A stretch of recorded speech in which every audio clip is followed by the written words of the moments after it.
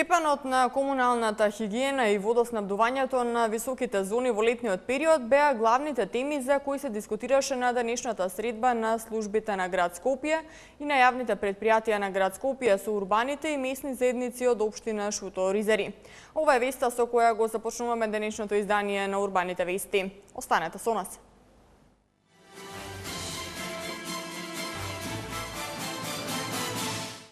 Отстранување на пешачките острови на крстосницата партизански одреди 8 септември.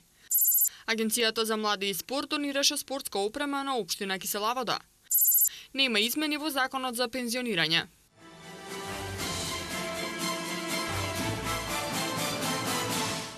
Градоначалникот на град Скопје Коце Трајановски денеска изврши увите на градежните работи за кратање на пешачките острови на крстосницата помеѓу булеварите Партизански одреди и 8 септември.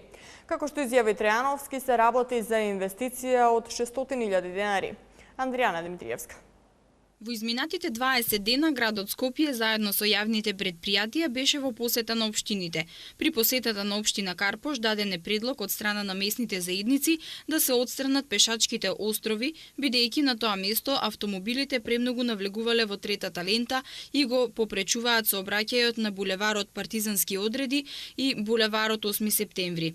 После ваквата констатација, градот Скопје одлучи заедно со јавното предпријатие Улици и патишта да извршат отстранување на овие пешачки острови. Со тоа ќе се прошири булеварот и ќе се добие трета лента. Правиме скратување на овие остров за 3 метри, така да со тоа ќе се прошири, ќе се добие уште една лента во правецот од Карпош према општина Центар, ќе се зголеми проточноста на движењето на возилата за околу 50%, а со тоа сметаме дека ќе се подобри екологијата, ќе се намали гужвата која ќе се содава на оваа сообраќајница. Трајановски додаде дека истото ќе се направи и од другата страна на булеварот и со ова смета дека на булеварот Партизански одреди нема веќе да има ниту стеснување, ниту закучување на сообраќајот, поради ваквиот тип на изведба на овие островца на крстосницата. Трајановски посочи дека градот Скопје продолжува да ги решава проблемите на граѓаните за она што тие го предлагаат на средбите што ги имаат со нив во општините.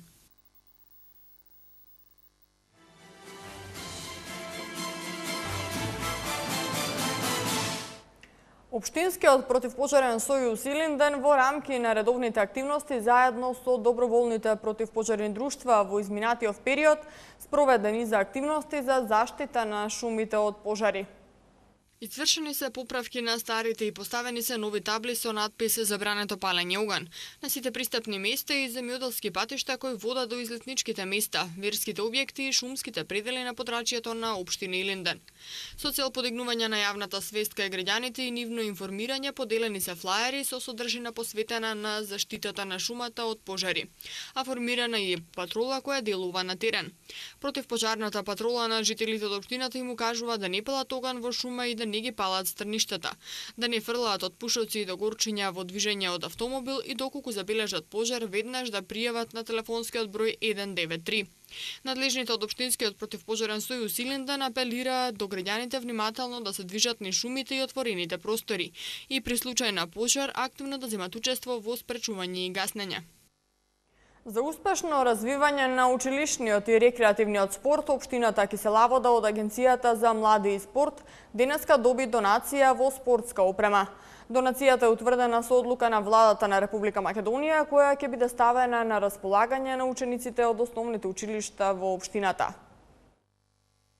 Агенцијата за млади и спорт и општина Киселавода денеска подпишаа договор за соработка со кој општината доби донација во спортска опрема од Агенцијата за млади и спорт. Донацијата се состои од 11 пинг-понг маси, 22 пинг-понг сетови, 30 пинг-понг топчиња, 55 фудбалски, кошаркарски, ракометарски и одбојкарски топки и 55 шаховски табли. Донацијата е утврдена со одлука на владата на Република Македонија, која ќе биде ставена на располагање на учениците од основните училишта во општината, 8 централни и 3 подрачни.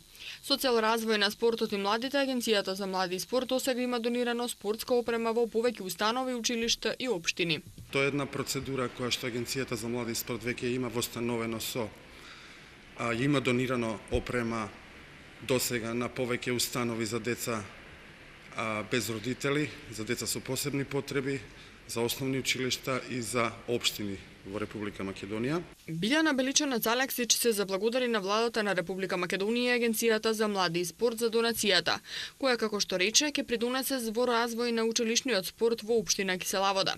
Таа ја потенцираше успешната соработка со Агенцијата за млади и спорт, а ги напомена и проектите за изградба на 2 нови спортски сали и ново тениско игралиште кои во следниот период ќе се реализираат на територија на општината во соработка со владата на Република Македонија и Агенцијата за млади и спорт. Општина Киселавода е препознатлива по својот расад на врвни спортски кадри на европско и светско ниво. Во општина Кисела Вода ќе се изградат уште 2 спортски сали, едната е во основно училиште Кузман Јосифовски Пито и за државното училиште Димитар Влахов, како и нов современ тениски терен во состав на основното училиште Кузман Шапкарев во насел Бадрачево. Оваа спортска опрема која општината ќе ја предаде во потреба на основните училишта ќе им помогне на младите таленти за развивање на спортскиот дух и градење на здрави навики преку рекреативните спортски активности. Од страна на Федерацијата на училишен спорт, училишниот спорт во општина Киселавода на 2 наврати е прогласен за најмасовен и најорганизиран училишен спорт во Македонија.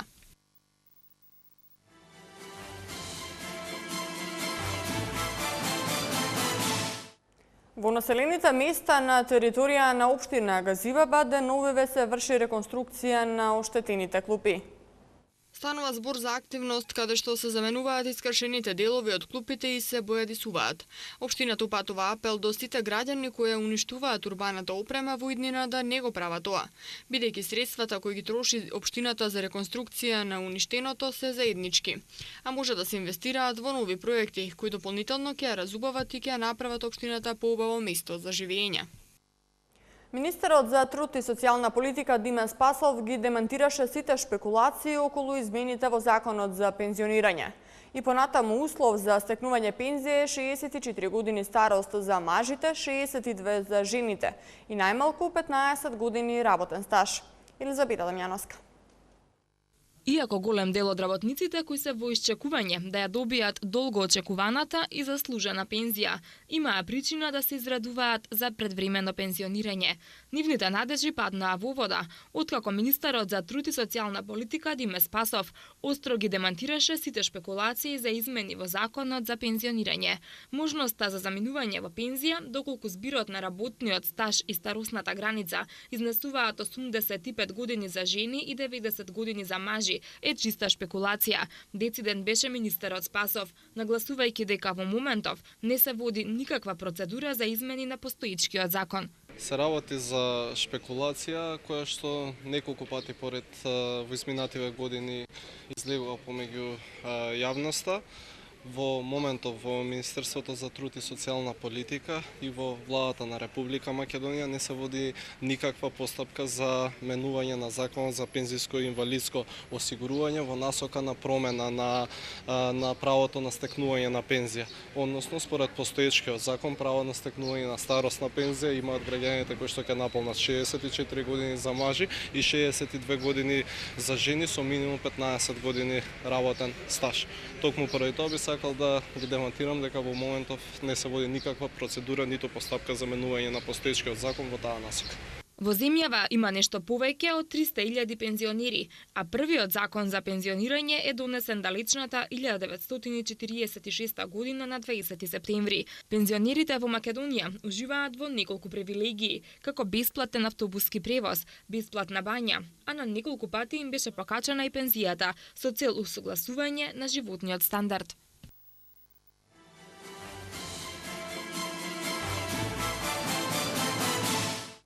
И покрај летната сезона и распустот на учениците, Општинската библиотека Илинден работи со полна пареа. Голем е бројот на ученици, студенти и граѓани кои секојдневно ја посетуваат библиотеката. Дел од нив поземуваат книги од богатиот фонд, другите пак времето го поминуваат во читалната. Најголем интерес членовите на библиотеката пројавиле за модерната литература, белетристика и стручна литература. Со цел да го приближи пишаниот збор пред се до најмладите за првите 200 ученици и студенти што беа зачленети во Општинската библиотека Илинден, годишната членарина е на трошок на општината. Општинската библиотека Илинден свечено беше отворена на 22 мај и љубителите на пишаниот збор може да ја посетат секој работен ден од 8 до 20 часот. Библиотеката во чии рамки се наоѓа и читална располага со фонд од над 10.000 книги од различни жанрови. Белетристика, стручна литература, лекцири, како и книгите од проектите на владата на Република Македонија. Легендата на Рома Франческо Тоти објави дека ќе заврши кариерата по крајот на сезоната 2013-2014. Спортските вести заедно со Томислав Атанасовски ги гледате веднаш по рекламите.